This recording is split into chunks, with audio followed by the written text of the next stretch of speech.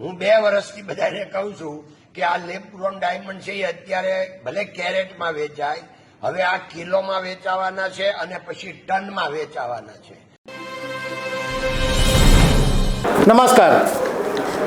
જાણીતા ઉદ્યોગપતિ અને SRK એક્સપોર્ટના ચેરમેન અને ભાજપના રાજ્યસભા સાંસદ ગોવિંદભાઈ ધોળકિયાના એક નિવેદનને કારણે લેબગ્રોન ઉદ્યોગની અંદર જબરજસ્ત ભડકો થઈ ગયો છે.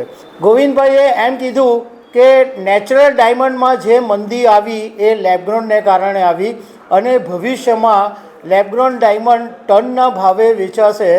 આવી વાત ગોવિંદભાઈએ કરી, એને કારણે લેબગ્રોન ડાયમંડ ઉદ્યોગના લોકોમાં જબરજસ્ત નારાજગી જોવા મળી છે. જૂનાગઢના એક કાર્યક્રમમાં ગોવિંદભાઈએ આ નિવેદન આપ્યું છે. તો આના વિશે તમારી સાથે વાત કરીશ. મારું નામ રાજેશ શાહ છે અને તમે જોઈ રહ્યા છો ગુજરાતના સૌથી મોટા ડિજિટલ ન્યૂઝ પ્લેટફોર્મ ખબરછે.com. ગોવિંદભાઈ ધોળકિયા જૂનાગઢમાં નોબલ યુનિવર્સિટીમાં પહોંચ્યા હતા અને એમણે સ્ટુડન્ટ્સની સાથે વાત કરી અને એની અંદર એમણે ડાયમંડ ઉદ્યોગ વિશે પણ વાત કરી. તો ગોવિંદભાઈ ધોળકિયાએ જે વાત વિદ્યાર્થીઓની સાથે કરી છે એનો વિડીયો વાયરલ થયો છે. તો ગોવિંદભાઈ એક્ઝેક્ટલી શું બોલ્યા છે એ આ વિડીયોમાં તમે જુઓ અને એ સાંભળો. આખી દુનિયામાં સારું છે તો હીરામાં મંદી કેમ આવી? તો લેબ ગ્રોનને હિસાબે જે મેન મેડ ડાયમંડ થયા, તો મેન મેડને હિસાબે જે અમારા રિયલ ક્લાયન્ટ હતા એ કન્ફ્યુઝનમાં આવ્યા કે ખરેખર રિયલ લેવા કે લેબ ગ્રોન લેવા. એટલે અત્યારે હવે આ 3 વર્ષ 2 વર્ષ થયા લેબ ગ્રોનને, હવે લોકોને દૂધનું દૂધ અને પાણીનું પાણી ખબર પડી. એટલે હવે રિયલ ડાયમંડમાં થોડું માર્કેટ વળતા દિવસો છે. હવે ભગવાનને પ્રાર્થના કે હવે જલ્દીમાં જલ્દી રિયલ ડાયમંડનું માર્કેટ પાછું હતું એવું ને એવું થઈ જાય. અને લેબ ગ્રોનની સ્થિતિ શું હશે? તો લેબ ગ્રોન બહુ વધવાનું છે. કારણ શું છે કે જ્યારે રિયલ ડાયમંડ હતા એ તો આખી દુનિયાની 1% 1/2% લોકો વાપરતા હતા. આ લેબ ગ્રોન ડાયમંડ 10, 20, 25% લોકો વાપરશે. બહુ મોટું એનું માર્કેટ છે. અરે ખાલી દાગીનામાં જ વપરાય એવું નથી. હું 2 વર્ષથી બધાને કહું છું કે આ લેબ ગ્રોન ડાયમંડ છે એ અત્યારે ભલે કેરેટમાં વેચાય, હવે આ કિલોમાં વેચાવાના છે અને પછી ટનમાં વેચાવાના છે. એટલે ટન, 1 ટન, 2 ટન, 5 ટનના સોદા પડવાના છે. અને એકલા જ્વેલરીમાં નહીં એનો ઉપયોગ થાય, અત્ર તત્ર સર્વત્ર. એટલે તમને ને અમને આ લેબ ગ્રોન ડાયમંડ ક્યારે છોડશે નહીં. હવે ગોવિંદભાઈ ધોળકિયાએ આ જ્યારે જૂનાગઢના કાર્યક્રમમાં હાજરી આપી ત્યારે એમણે લેબગ્રોન વિશેનું જે નિવેદન આપ્યું એને કારણે ભારે હોબાળો મચી ગયો. ગોવિંદભાઈએ એમ કીધું કે આખી દુનિયામાં સારું છે, પરંતુ હીરા ઉદ્યોગમાં મંદી કેમ આવી? તો હીરા ઉદ્યોગમાં મંદી એટલા માટે આવી, લેબગ્રોનને કારણે મંદી આવી એવું ગોવિંદભાઈએ કીધું.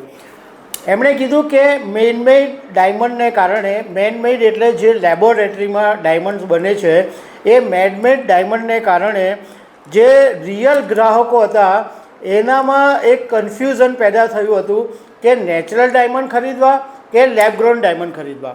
પરંતુ આજે 2-3 વર્ષ થઈ ગયા, હવે દૂધનું દૂધ અને પાણીનું પાણી થઈ ગયું છે અને હવે રિયલ ડાયમંડનું જે માર્કેટ છે, એટલે જે નેચરલ ડાયમંડનું જે માર્કેટ છે એ સુધરશે.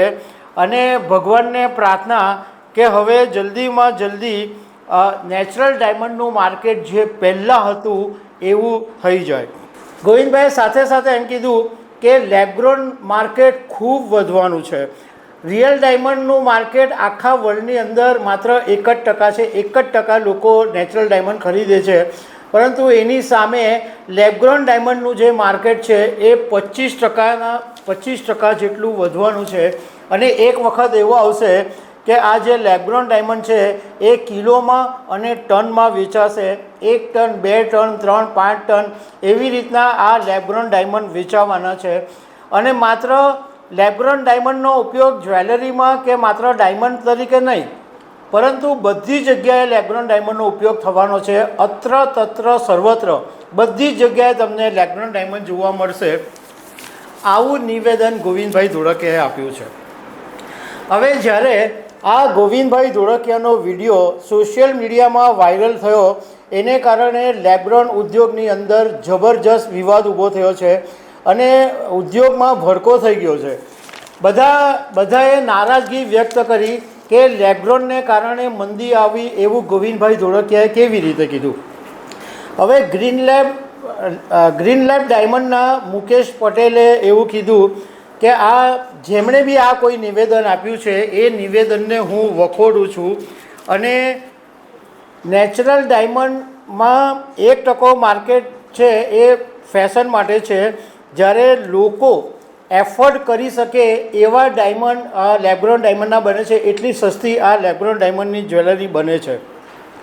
મુકેશ પટેલે કીધું કે લેબ્રોન ડાયમંડને કારણે નેચરલ ડાયમંડમાં મંદી નથી આવી, પરંતુ 2020માં જેમણે નેચરલ ડાયમંડ ખરીદેલા છે એમને 2005માં જે ભાવ હતા એ ભાવ મળી રહ્યા છે. મતલબમાં જે ઇન્વેસ્ટમેન્ટ જેમણે કર્યું છે એમને મોટું નુકસાન થયું છે. અને બીજું કે લેબ્રોન ડાયમંડ છે, લેબ્રોન ડાયમંડનું માર્કેટ ઊભું થયું એટલા માટે થઈને રત્ન કલાકારોના જીવન બચી ગયા. બાકી તો આજે જે 40 લોકો મોતને ભેટ્યા હતા એ 4000 લોકો મોતને ભેટે એવી સ્થિતિ આવીને ઊભી રહેતે. લેબ્રોન ડાયમંડ ઉદ્યોગનો આભાર માનવો જોઈએ કે જે રત્ન કલાકારો બેકાર બને એવી સ્થિતિ હતા એ બધાને આ લેબ્રોન ડાયમંડને સાચવી લીધા છે. અને બીજું કે લેબ્રોન ડાયમંડમાં એવો વખત આવશે કે 8 થી 10 લાખ જેટલા રત્ન કલાકારો આ ઉદ્યોગની અંદર કામ કરતા હશે. બીજું, મુકેશ પટેલે ગોવિંદભાઈના એ નિવેદનની સામે પણ વાંધો ઉઠાવ્યો કે કિલોને ટનમાં જે લેબ્રોન ડાયમંડની વાત કરી તો એમને કદાચ ખબર નહીં હોય કે 10 કરોડ રફ બને ત્યારે 1 ટન ડાયમંડ બને અને એના માટે કેટલી મશીનરી જોઈએ એમને કદાચ અંદાજ નથી આવતો. તો લેબ્રોન ડાયમંડ એસોસિએશનના પ્રમુખ બાબુભાઈ વાનાણીએ પણ એ જ વાત કરી કે લેબ્રોન ડાયમંડ ઉદ્યોગને કારણે મંદી આવી નથી અને એમણે એમ કીધું કે લેબ્રોન ડાયમંડનો ધંધો ટનથી નથી થતો અને થવાનો બી નથી. એનો ધંધો કેરેટ ઉપર જ થાય છે અને કેરેટ ઉપર જ થશે. લેબ્રોન ડાયમંડને કારણે આજે ડાયમંડ ઉદ્યોગની અંદર અનેક રત્ન કલાકારોને રોજગારી પૂરી પાડે છે અને નેચરલ ડાયમંડનો જે બિઝનેસ છે, જેટલી ફેક્ટરીઓ છે એના કરતાં ડબલ ફેક્ટરી હવે લેબ્રોન ડાયમંડની બની ગઈ છે. અને બાબુભાઈ વાઘાણીએ એવું કીધું કે જેમને જેવી વિચારધારા હોય એવી રીતના બોલે, બાકી બોલવાવાળાને જે બોલવું હોય તે એનાથી અમને કોઈ ફરક પડતો નથી. તો બીજા એક લેબ્રોન ડાયમંડમાં જે સૌથી મોટું માથું ગણાય છે એ ઘનશ્યામ ભંડેરીએ કીધું કે લેબ્રોનને કારણે બિલકુલ મંદી આવી નથી અને ડાયમંડને ઇન્વેસ્ટમેન્ટ તરીકે પ્રમોટ કરાયો, પરંતુ એમાં પૂરતું વળતર મળ્યું નથી. ભંડેરીએ કીધું કે મારો અંદાજ છે કે એક વખત એવો આવશે કે 35 થી 40 લાખ રત્ન કલાકારો આ લેબ્રોન ડાયમંડ ઉદ્યોગની અંદર કામ કરતા થશે. અને જો આ લેબ્રોન ડાયમંડ ઉદ્યોગ સુરતમાં ફૂલ્યો ફાલ્યો નહીં હતે તો સૌરાષ્ટ્રના જે લોકો અહીંયા આગળ નેચરલ ડાયમંડમાં કામ કરે છે એ બધાએ સૌરાષ્ટ્ર ભેગા થઈ જવું પડતે, કારણ કે નેચરલ ડાયમંડની અંદર એટલી બધી સખત મંદી છે. પરંતુ લેબ્રોન ડાયમંડે આ બધાને સાચવા લીધા છે.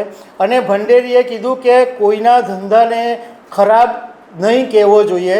એમણે આ બધા જેટલા બી લેબ્રોન ડાયમંડવાળાએ પોતાના જે ઓપિનિયન મીડિયાને આપ્યા છે એમાં ગોવિંદભાઈ ધોળકિયાનું નામ નથી લીધું, પરંતુ નિશાન એમનું એ જ હતું કે કોઈ પણ ધંધાને ખરાબ નહીં કહેવો જોઈએ.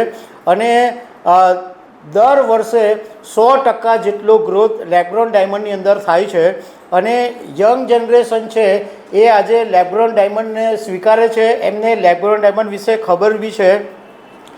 અને બીજું એક ભંડેરીએ મહત્ત્વની વાત એ કરી કે હમણાં વર્લ્ડની અંદર જે ડિસેમ્બરનું સેલ પૂરું થયું એમાં 70 થી 90% લેબ્રોન ડાયમંડનો યુઝ થયો, લેબ્રોન ડાયમંડનો જ્વેલરીમાં યુઝ થયો. એટલે ટોટલ જે વેપાર થાય એમાંથી 70 થી 90% તો લેબ્રોન ડાયમંડને કારણે હતો. સામાન્ય રીતે જ્યારે ડિસેમ્બરની સિઝન આવે ત્યારે નેચરલ ડાયમંડની ખરીદી અમેરિકામાં વધે, કારણ કે ત્યાં ક્રિસમસની સિઝનમાં બહુ ખરીદી થતી હોય છે, એન્ગેજમેન્ટ રિંગની અને ગિફ્ટની ને બધી એવી રીતના બહુ ડાયમંડ જ્વેલરી વેચાતી હોય છે. પરંતુ આ વખતે 70થી 80% તો માત્ર લેબ્રોન ડાયમંડની જ્વેલરી વેચાય. હવે લેબ્રોન ડાયમંડના બીજા એક મોટા વેપારી છે હરેશ નારોલા. હરેશ નારોલાએ કીધું કે 2008માં જ્યારે મંદી આવેલી ત્યારે તો લેબ્રોન ડાયમંડ નહીં હતું અને રત્ન કલાકારો બેકાર થયા છે એ વાત ખોટી છે, કારણ કે બધા જ રત્ન કલાકારોને લેબ્રોન ડાયમંડની અંદર રોજગારી આપવામાં આવેલી છે અને આવા નિવેદનો તો ઘણા બધા લોકો કરતા જ રહે છે. આનાથી લેબ્રોન ડાયમંડ ઇન્ડસ્ટ્રીઝને કોઈ ફરક પડવાનો નથી. એક મુકેશભાઈ પટેલે એક નિવેદનમાં સાથે એ બી કીધું કે સુરત ડાયમંડ એસોસિએશનના રામજી માવાણી છે, એમણે હમણાં એક વિડીયોમાં એવું કીધેલું હતું કે કોઈ પણ રત્ન કલાકારો જો બેકાર હોય તો સુરત ડાયમંડ એસોસિએશનની ઓફિસે આવીને મળે. મતલબમાં એમનું કહેવું એમ છે કે અત્યારના પરિસ્થિતિ એવી છે કે કોઈ પણ રત્ન કલાકાર બેરોજગાર નથી, પરંતુ આ ગોવિંદભાઈ ધોળકિયાના નિવેદનને કારણે અત્યારે સ્થિતિ એવી ઊભી થઈ ગઈ છે કે natural diamond versus LeBron diamond વચ્ચેનું એક યુદ્ધ શરૂ થઈ ગયું છે. તો દર્શક મિત્રો, આવી અનેક વાતો સાથે અમે તમને મળતા રહીશું. Thank you very much.